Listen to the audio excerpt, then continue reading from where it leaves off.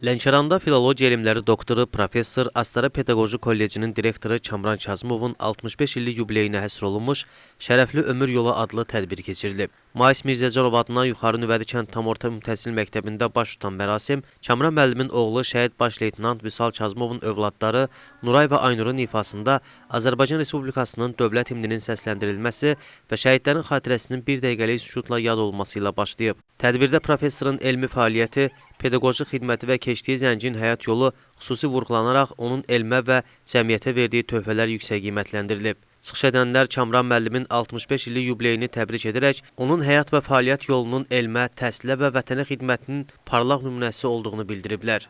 Kamran müəllimin şəhid atası kimi göstərdiyi mətanət və iradəni xüsusi vurğulayaraq, onun hər birimiz üçün örnək bir şəxsiyyət olduğu diqqətə çatdırılıb.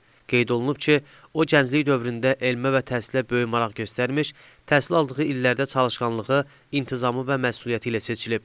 Pedaqoji fəaliyyətə başladığı dövrdən etibarən bilik və bacarıqlarını şagird və tələbələrin təlim-tərbiyəsinə yönəldərək hər zaman yenilikçi və yaradıcı yanaşması ilə fərqlənmiş, uzun illər ərzində yüzlərlə savadlı kadr yetişdirərək gənc nəslin formalaşmasında mühüm rol oynayıb.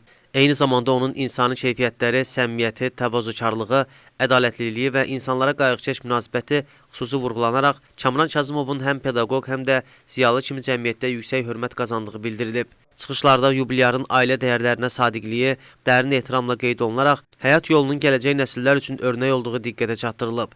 Tədbir daha sonra Lənkəran rayonu Mais Mirzəcanov adına Yuxarı Nüvədi kənd tam orta təhsil məktəbi şagirdlərinin və Lənkəran şəhər Cəfər Cabbarlı adına bir nömrəli uşaq musiqi məktəbinin müəllim və şagird heyətinin ifasında şeir və musiqi nömrələri ilə davam edib. İfa olunan çıxışlar iştirakçılar tərəfindən maraqla qarşılanıb və alqışlarla müşahidə olunub.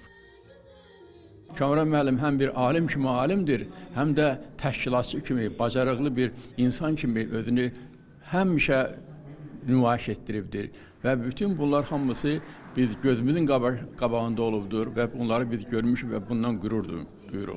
Kamran müəllim həm də Allah Taala'nın elə bir ki verdiyi bir lütfdir ki, o artıq vətənpərvərlik missiyasını öz ailəsinin timsalında ortaya qoymuşdur. Uzun müddət özünün bu sahədə təşkilatçılıq fəaliyyəti ilə etdiyi çıxışlarında, mərdələrində və əsərlərində bu istiqamətdə çox saylı fikirləri vardır.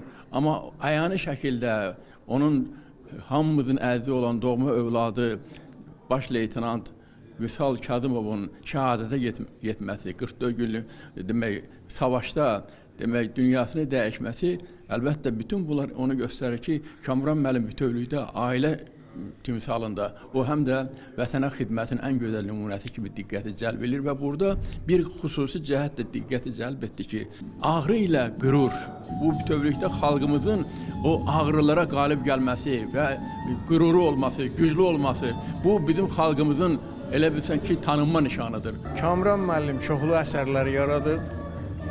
Bu əsərlər içərisində ilk növbədə Kamran Kazımov gözəl insandır.